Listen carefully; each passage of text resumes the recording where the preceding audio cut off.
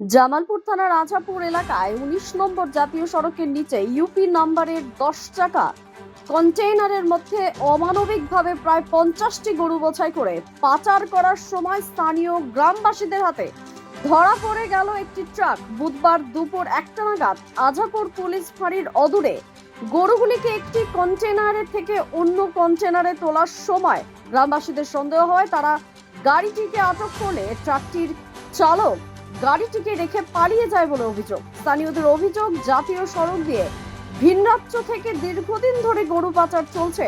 Police মাঝে মধ্যে এইসব গাড়ি ধরলেও বেশিরভাগ সময়ই পাচারকারীরা পুলিশের চোখে ধুলো দিয়ে পালিয়ে যায়।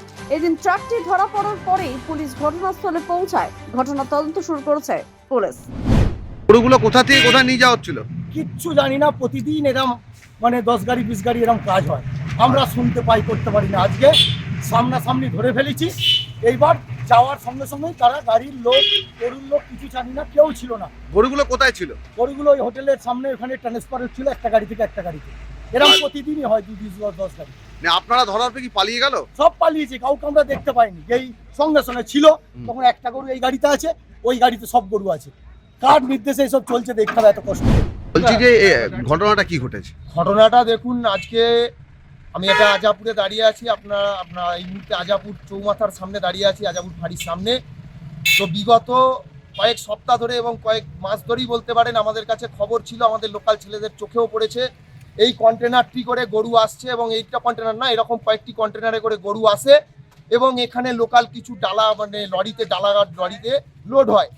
আজকেও ঠিক সেম জিনিস চলছিল। এর আগেও আমরা কয়েকদিন প্রমাণ সাপেক্ষ হিসেবে একটা ছবি আমরা ভিডিও তুলেছিলাম, কিন্তু গরু যে কিভাবে লোড হচ্ছে একটা গাড়ি থেকে আরেকটা গাড়িতে আনলোড হচ্ছে সেটা আমরা প্রমাণ সাপেক্ষ পাইনি।